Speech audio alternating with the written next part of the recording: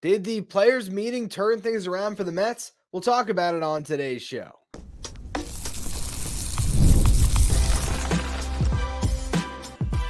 You are Locked On Mets, your daily New York Mets podcast. Part of the Locked On Podcast Network, your team every day.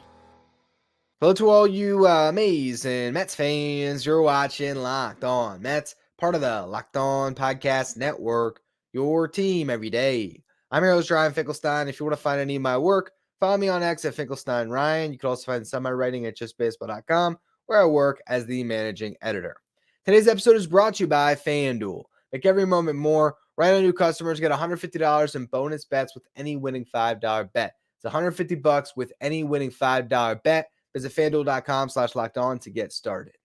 On yesterday's show, through all of the Jorge Lopez drama, I spent a lot of the show talking about Francisco Lindor and the leadership that he showed. And one note on Lopez, too, before we focus in on Lindor, he did come out with an apology today. Seems like he did not mean to call the Mets the worst bleeping team in Major League Baseball, although, again, he was right for what the Mets have been lately. But no, he really meant to say he's the worst bleeping teammate. You get a guy who had a meeting with the manager and the GM before addressing the media. Now, he did lie about having that meeting with Mendoza. Regardless, it seems like Lopez really did get misrepresented because he didn't have a translator with him for that media session, which was a bad look on the Mets.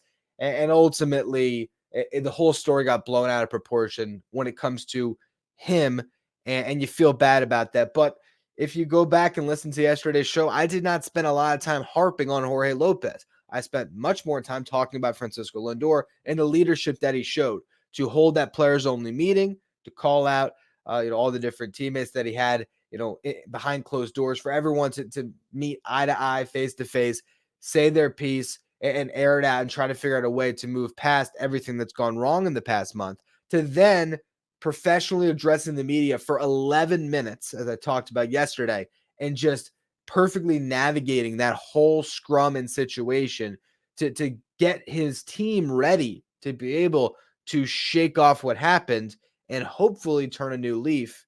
But the way to really cement all of those things that he did right after the game on Wednesday is to go out on Thursday and go 4 for 4. Francisco Lindor had himself a great game, and it was a statement game, in my opinion, on Thursday night, as he really just fought. Every single one of his hits outside of a base hit in the fifth inning came on a 2-strike count. This guy did not give away any at-bats, and he really did just grind his way to a great baseball game. Yes, he made an error in this one, but overall, Lindor really came through. In the first inning, he leads off the game with the base hit, digs out a knuckle curve, really tough pitch to hit. Low just finds a way to get some wood on it, get a hit. Then, third inning, he crushes a home run. 1-2 count. He swings at a fastball that's up in the zone, and he clobbers it 105.7 miles per hour off the bat for a 431-foot home run. And that was the only run the Mets scored through the first 6 innings.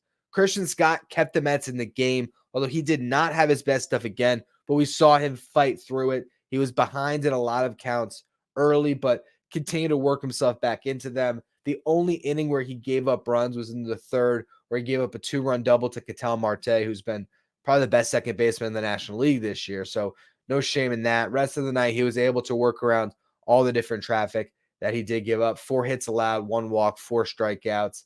And he was sitting at 83 pitches through 4 innings.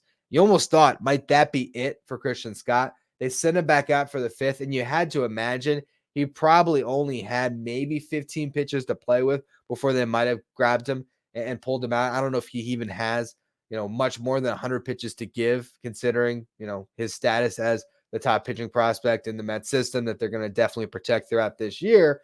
So he really needed a quick inning to get through 5, and it took just 8 pitches to go through that inning. So really showing you what he could do in the future. If this is Christian Scott year 3, he might go back out there for a 6th inning at 91 pitches. It might get you through that too. So I really like the way he's able to continue to compete, to keep battling, and ultimately trust his stuff is going to be good enough that he's going to be able to get outs and induce weak contact. So I thought it was a solid start for Christian Scott. Not his best, but still, he kept the Mets in the game. And then shout out to Adrian Hauser. Adrian Hauser all of a sudden looks good coming out of the Mets bullpen. He erased a walk in the 6th inning with a double play ball. We're seeing him get a lot of ground balls now, which is what you want from a sinker baller like Hauser. And then we saw him in the 7th inning, really work around a tough spot because Lindor made an error, ball that he didn't feel cleanly, try to stay with it. Eugenio Suarez beat out the third at first. He then stole second and then advanced to third on a wild pitch. So you had a runner on third base, 1 out, and Hauser got 2 massive strikeouts to strand that runner. The last one was just a nasty sort of backdoor 2-seamer. Really nice pitch. So Hauser did a great job to get the Mets through some of those middle innings. And bottom of the 7th inning, who comes on to pinch hit?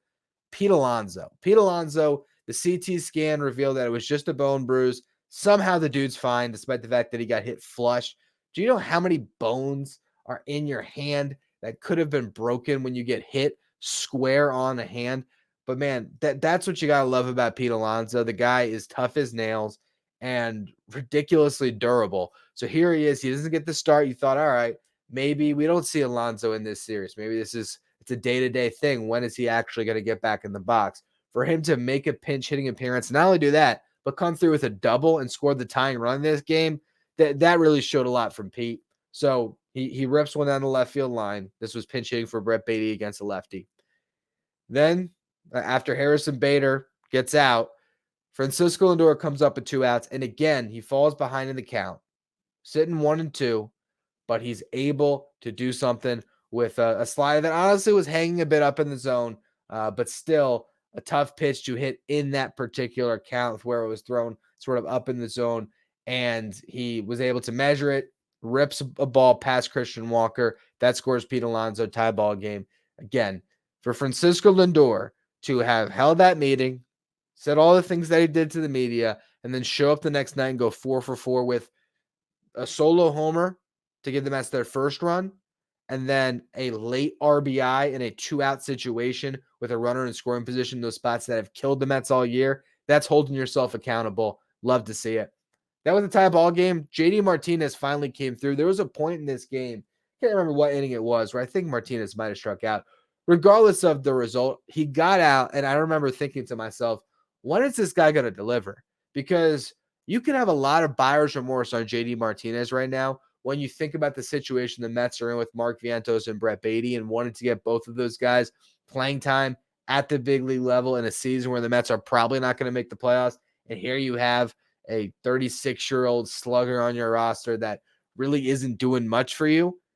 When is he going to come through? That thought came across my mind. I was actually thinking about doing a segment on JD Martinez not coming through. And what does he do? He wins the game for the Mets, eventually turned into a game-winning home run in the 8th inning. First pitch swing, crushes 109 miles per hour at the bat, dead central, 430 feet. And the Mets hold on with a 3-2 lead. Credit to Danny Young, who replaced Jorge Lopez on the roster. He pitches a scoreless 8th inning, and he looks great. I mean, he's got sort of a deceptive look from the left side with the way that he kind of comes toward first base. Nasty slider. Got 2 strikeouts in a perfect inning.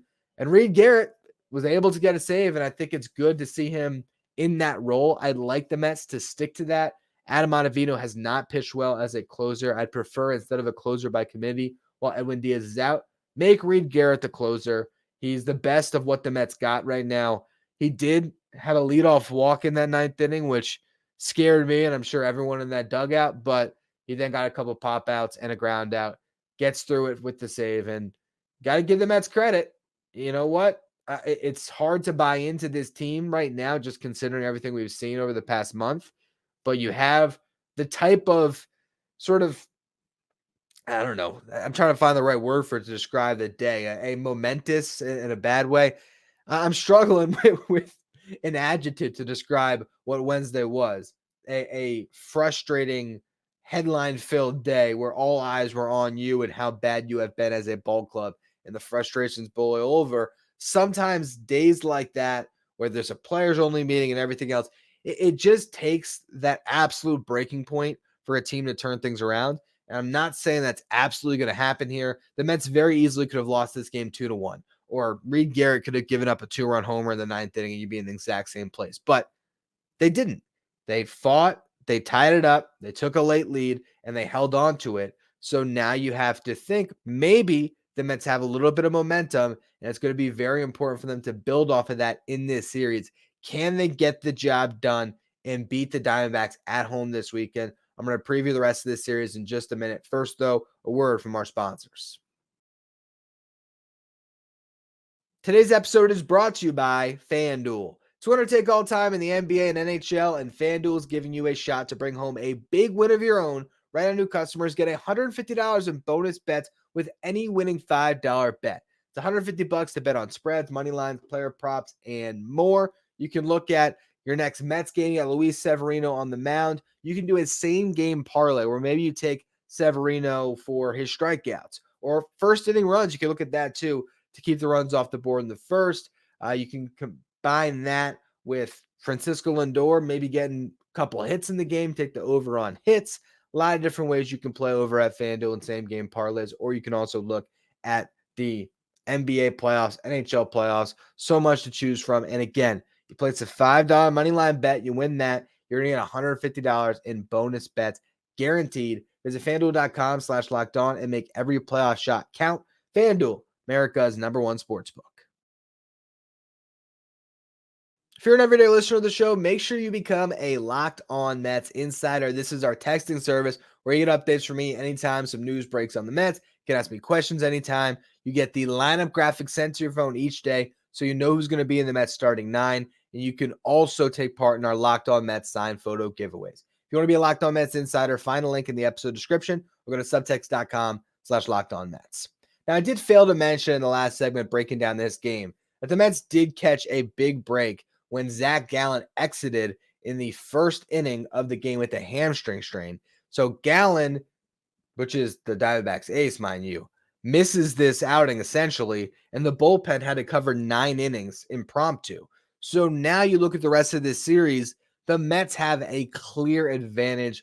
All of a sudden, a tired bullpen, and you got your ace, Luis Severino, on the mound on Friday night. This is the game the Mets got to win. You win this one, you guarantee that you're not going to lose the series, but you put yourself in prime position to win the series, and you grab some real momentum. You can win one game. We saw the big Harrison Bader RBI double over the weekend. Maybe that was a sign for things to come, and it wasn't. You got to win 2 in a row. You got to start a little bit of a streak and put some positive momentum seriously in the works. One game is not enough. So I look at Friday night with Sevy on the mound. This is the time for the Mets to maybe score some runs for him, let him take the ball and take it deep into the game, hopefully. And who knows, maybe you can cruise for once. Wouldn't that be great? The Mets could actually have a game that wasn't close, that they won. That'd be fantastic. It's going to be Severino versus Jordan Montgomery, of course, guy that was the playoff hero for the Rangers last year, signed with the Diamondbacks after a frustrating offseason as Scott Boris's client. And then he fired Scott Boras when he only ended up with a 1-year deal with the D-backs. Montgomery so far this year has a 4.69 ERA. It's not quite Blake Snell when it comes to the struggles to adjust after not getting a spring training. For Montgomery, he had one really bad start against the Dodgers where he gave up 6 and 3 innings pitched. Across his first 7 starts of the season, 4 of them have been quality starts. So he's not pitching that bad. Left-handed starter, of course. So Mark Vientos should be in the lineup. And I would think Pete Alonso is going to be out there as a right-handed bat. We'll see what else they do across the board. I would imagine you'll see Bader, Nimmo, Marte out there. That's what I would hope for. I'm really not into Tyrone Taylor getting too much playing time these days. We'll maybe even talk about what they could do with AAA and Taylor. Well, not necessarily Taylor going to AAA, but if they would maybe consider optioning or DFAing Tyrone Taylor to get a different infielder up. We'll get into that in the next segment. But I'd like to see Harrison Bader start both of these games coming up against lefties, as well as Starling Marte and Brandon Nimmo with JD Martinez as the DH and Vientos at third base. I don't really want to see too much playing time moving around with the other bench guys. Put your best lineup forward for the next couple of days and try to win a series early. So that is the setup for the second game of the series, first game of the weekend. Saturday is Darryl Strawberry jersey retirement day, so that's going to be a lot of fun. Meanwhile, it'll be Blake Walston versus Sean Manaea. Walston is a rookie. He has 2 appearances on the year. First one was actually backing up Jordan Montgomery pitching behind him in that game against the Dodgers where he gave up all those runs. In that outing, Walston went 3 2/3, allowed 2 earned, went back down to the minors, came back up at the end of this month to make a start against the Marlins where he went 4 2/3, scoreless. I believe he's taken Merrill Kelly's spot in the Diamondbacks rotation. So Walston, interesting lefty. He's got a 5-pitch mix. He averages 92 on the heater, so doesn't seem to be electric stuff. Seems to be more a pitchability guy from what I can gather. So we'll see how the Mets fare against him. Sometimes, though, we know it as Mets fans, the unnamed rookie pitcher, that's the guy that might kill them. But hopefully the Mets can string together some runs. And like I said, maybe a really grasp some momentum and win a series early. We'll see what happens. The final game of this series, we still don't know who's going to pitch for the Mets. It could be Tyler McGill. It could be Jose Quintana. Both of them started in the doubleheader on Tuesday, so you really can go to either one of them on regular rest. I think it would probably be McGill, but then again, maybe you don't want to stack lefties in that series against the Nationals. I don't really know the splits there to tell you because obviously David Peterson's going to start in Washington. That would be on Tuesday. So it just depends on the matchups. We'll see what the Mets decide to do between McGill or Quintana. Brendan Pfaadt in year 2 for the Diamondbacks will be on the mound. He has been very good this month, 3.66 ERA in 5 starts. 4 of them have been quality starts. The one exception, he gave up 4 runs in 7 innings pitched, which to me is almost a quality start. You give your team 7 these days, even if you give 4, I'd almost acknowledge that as a quality start as well. But I'll tell you what, this is a big series for the Mets because it's a beatable team. The Diamondbacks are 25-31 on the season. They have not been playing great baseball. You're catching them at a good time. Yes, they are the reigning NL champs, but they haven't played like it this season. So this is an opportunity to hopefully win a series at home and maybe, just maybe, take some momentum with you into DC. And that's very important to me because I'm going to be in DC for that series. And I like the Mets to be playing some good baseball when I get out there. I will also note the bullpen as presently constructed. Danny Young replaced Jorge Lopez. We talked about that already. You now have 3 lefties in the bullpen. You got Jake Diekman, Danny Young, and Josh Walker. I don't know if Daniel Nunez is a guy the Mets still have in the vicinity who could be called on at a moment's notice. I feel like he would be the next guy that would come up from Syracuse, but right now they're going to roll with 3 lefties. Meanwhile, they got Reed Garrett, Adam Ottavino, and I'd say Sean Reed Foley as the leverage guys with Diekman probably mixed in there as well. It's not a lot of great options, but it's what the Mets have right now. And give Adrian Hauser credit. He's looked pretty good out of the bullpen lately, so maybe he actually is an asset to this pen at the moment. We'll see how the Mets fare throughout the weekend. I'm going to continue to do shows, especially with Sevy on the mound. We get a good start on Friday. I'll be ready for a Saturday show. And Darryl Strawberry and I'm going to recap that. So you'll have shows for me throughout the weekend to continue to discuss this series as it unfolds. But, of course, today is Friday, and I would be remiss if I didn't talk some prospects for a Friday Farm Report. So we'll close out the show with a little bit of prospect talk in just a minute. First, though, a word from our sponsors.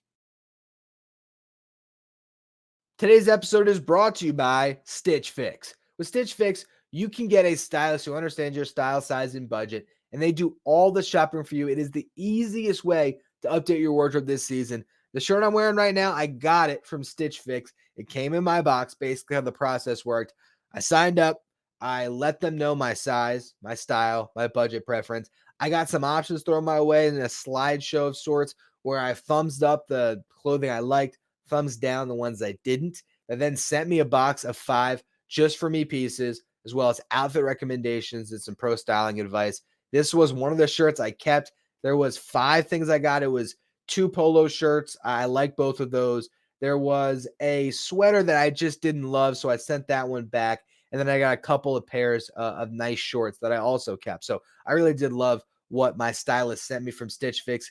Makes everything so easy because you don't have to go to the store. You don't have to waste your time, ordering from another online retailer and then having to deal with, do they accept returns? Do they not? It's very easy. You pay for what you keep. You send back what you don't. It's that simple. Style that makes you feel as good as you look. Get started today at stitchfix.com/MLB and get $20 off your fit. That's stitchfix.com/MLB for $20 off. StitchFix.com/MLB. Must redeem within 7 days of sign up.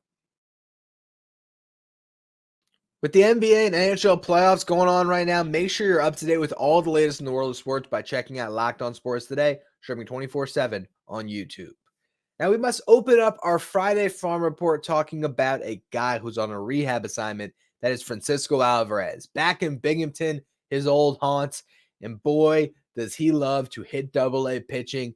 Drew a walk his first at bat, hit a 3-run homer in his second at bat. Yes, Francisco Alvarez is very much on his way back. He caught 5 innings in the game, so that was obviously an important note to monitor. I imagine next time out, it could be maybe 7 innings. We'll see how they want to progress him. I'm curious if it's catching back-to-back days at 5 innings, getting a day off, then catching 7 innings. How will they really manage this rehab process? But if Alvarez is able to catch and he shows himself to be able to catch a full game in Double-A or Triple-A, however his rehab assignment or wherever his rehab assignment takes him, I think he can be back in short order. I'd be surprised if they push him back for the London series. I do think that there is not necessarily some pressure, but definitely a hope for Major League Baseball that the stars of the team will be there for the London series. There was an advertisement from Pete Alonso talking about the London series, and a lot of us on social media you saw were making some notes about how, man, that's ironic because it felt like Pete was going to miss the London series after he got hit in the hand. Obviously, he's good now. But I do wonder if they want Alvarez on that trip. I could make the case that maybe he can be back and ready for it, but that is asking a lot. So we'll see. I think more likely you see him return after the London series when the Mets have the homestand and be back for really the second half of June, if not maybe the second 2/3. Second 2/3, is that right? The final 2/3 of June, regardless. Alvarez is coming back soon, so that's a really good note. Now, other Double-A players to discuss. Nolan McLean, he is 4 for 20 as a hitter in Double-A, all singles, 8 strikeouts and 20 at bats, so not hitting too well. As a pitcher this week, gave up 2 runs on 6 hits, 2 walks, and 1 hit by a pitch with 4 strikeouts in 5 innings pitched. I also should note Justin Jarvis started the game pitching to Alvarez tonight. Jarvis is the prospect the Mets got back in the Mark Canha trade with the Brewers last year. He started the year in Binghamton, ended up in Syracuse, ended up back down in Binghamton when I believe Blade Tidwell got the call. They flipped those two guys. Jarvis in this one, 6 innings pitched, 1 hit, 5 strikeouts. His other performance when he was back in Binghamton, he's got made 2 starts since coming back. He struck out 10 in a little over 5 scoreless. So Jarvis looking pretty good. Another guy that just gives you a little more depth in the farm system. Now, we mentioned Brendan Sproat earlier this week, I believe, but it's worth reiterating for those of you who might have missed that show. 7 innings pitched in his second start in Binghamton. 1 earned run, less than 100 pitches to get through 7. So he has been fantastic in the early goings in Double-A. A guy that could skyrocket through the system. I could see Brendan Sproat pitching in the big leagues this year, particularly if the Mets are out of it. But I could really see a world where Sproat, in short order in his first season, pitching in professional baseball, finds his way from high A all the way up to the show. So really exciting stuff there. And Blade Tidwell threw the ball well again in Triple-A. 6 innings pitched, 4 hits, 4 walks, which is a little concerning. He's walked 4 each of his first 2 starts, but he's limiting the damage. No earned runs. So he's really doing a good job pitching himself out of some tough spots. Only 2 strikeouts. I like to see the strikeout numbers climb a bit in AAA and the walk numbers drop. But when you see Mike Vassell, I think he had 4 runs again tonight, and Dominic Hamill continue to struggle at that level, to see a guy like Blade Tidwell come up and really have no problem with the transition so far, it's really encouraging stuff. There's one prospect, though, that I think fans are the most excited about, the guy that we all want to see. I know I've touched on it various times throughout the past week here, but still it's worth mentioning again. Luisangel Acuna is red hot. He had a 4-hit game this week. He's only taken 4 offers this entire month. That's in 26 games. So 22 of the 26 games, he has recorded at least 1 hit. He has 7 multi-hit games. He has raised his average from 216 to 255. It was actually over 260 prior to tonight, but he did take an offer today. Across the month of May, Luis Acuna is hitting 281 with a 331 on base, a 360 slug. Now, you look at that as an OPS. 691 is not great. He needs to slow a little bit more. He needs to walk a little bit more. But the 281 average will play. Ideally, I think Luis Acuna, he probably profilers. He probably profiles as far as just purely a hitter.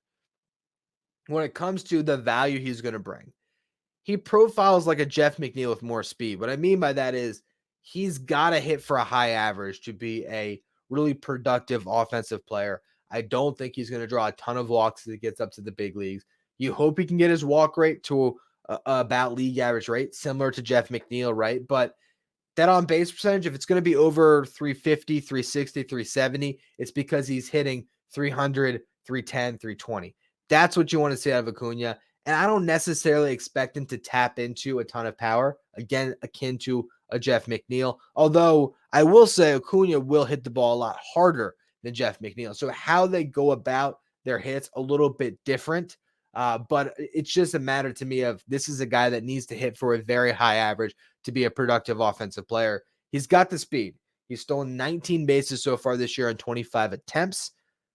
I will note one of my bold predictions of the offseason has come true when it comes to the Mets prospects, but it came true not the way I would have expected it. I predicted that Luis Acuna would steal more bases than his brother, and unfortunately, that has now happened due to default as Acuna, the senior Acuna, is out for the year with that torn ACL. But for Luis Angel, he's got 50 games spent in AAA right now. I know that fans want to see him up because he is a big name due to his brother, but also due to being a top 100 prospect. He's exciting. He's also a great defender. So I think he would help the Mets tomorrow at second base. If you have Lindor and Acuna up the middle, which could be the configurement for the better part of the next decade, quite honestly, that could be the way things ultimately break out. I've been on record in the past that I think long-term, the alignment of the top prospects, if everything breaks right, would be Acuna at second, Jet Williams in center, and Drew Gilbert in right. I still hold true on that, but you got to have him hit enough to be worth coming up. And for a guy that struggled, like I said, hit 216 coming into the month, you want him to build on this. You don't want to just rip him out of an environment where he's finally comfortable after struggling. So I think we're going to see Acuna at least through June in AAA. Now, if he takes what he's done this month and he raises the bar again next month where he hits 325 and he pops 4 home runs and, he hits, 5 or 6 doubles, couple triples. So his slug is well over 400 and he's getting on base at a higher clip because he's hitting for that higher average. And all of a sudden you're looking at a guy who maybe in the month of June has a OPS north of 800 instead of an OPS at 691, right? If he does that and the Mets are still getting nothing out of Jeff McNeil or whatever it ends up being, there is a world where in July you'd see Acuna, but I still think they're going to give him the next 2 full months to be in AAA. When the Mets come to the deadline, assuming that things go the way I think a lot of us are expecting at this point, some trades will be made, some guys will be cleared, and you can give Acuna 2 months at the end of the season to be on the Major League roster. That's how I think it's going to end up shaking out, but we'll wait and see. I think more likely if the Mets are going to call on some reinforcements to help their infield situation right now, as I've alluded to in past shows, it'll probably be Luke Ritter or Rylan Bannon. Could be Jose Iglesias as well. But I'm just wondering if maybe they'd want more of an offensive-minded approach. I think it depends on who they send down. If they send down Brett Beatty at some point here, I think it would be more likely Iglesias because you might want the better defender at third base to sub for Mark Vientos in games.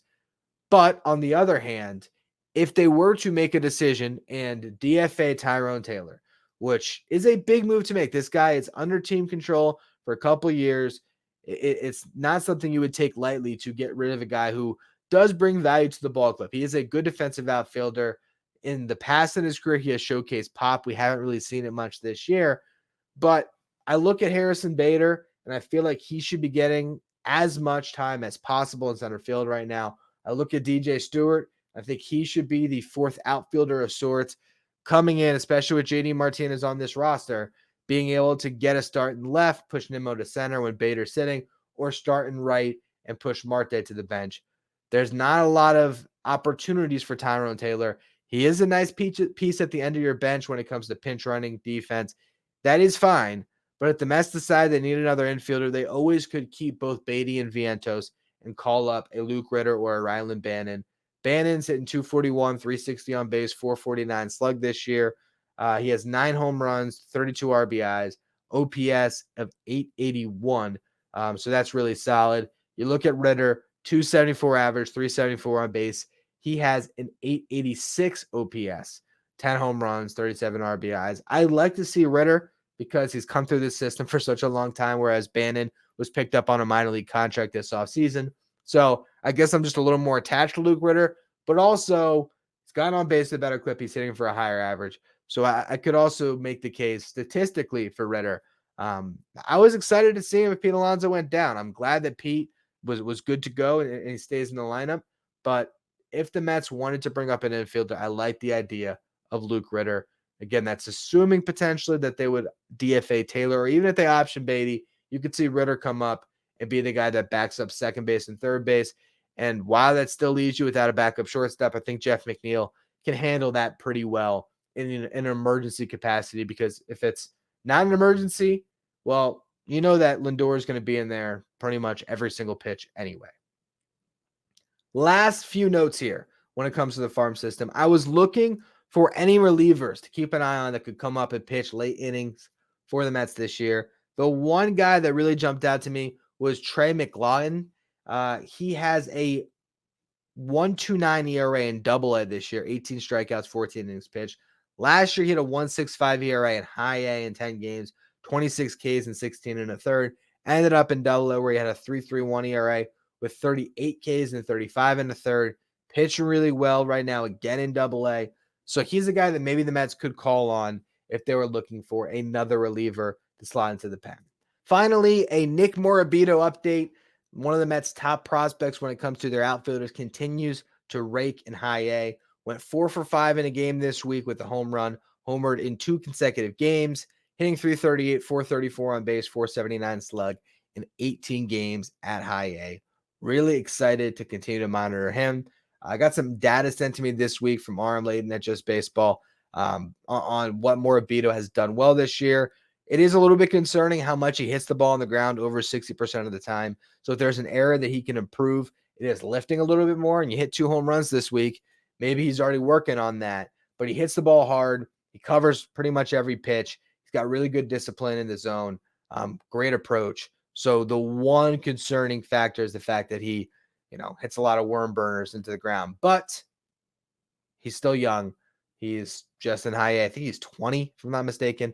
So you got a lot of time for him to develop, and you never know what he could become in the next couple of years. Right now, if you had to pick a favorite to be the hitter or the player of the year of the Mets farm system, Nick Morabito, an early favorite. Meanwhile, on the pitching front, there's a lot of competition, but between Brandon Sproat and Jonah Tong, even Blade Tidwell, that'll be a much tougher battle by the end of the season. Anyway, that's going to be all for today's edition of Locked on Mets. As I already mentioned, I will be back for a show most likely tomorrow. So if you don't want to miss that, make sure you follow, rate, and review wherever you get your podcast. If you're watching on YouTube, hit that subscribe button, trying to make a push to 9,000 subs. So I appreciate all of you who continue to subscribe. If you want to be a Locked on Mets insider, find a link in the episode description or go to subtext.com/LockedOnMets. If you want to follow me on Twitter, you can do so at Finkelstein Ryan. Follow the show at Locked on Mets. Thank you for making Locked on Mets your first listen or your first watch every day. Now for your second watch, head over to the first ever 24/7 streaming channel on YouTube covering everything in the world of sports, Locked on Sports Today.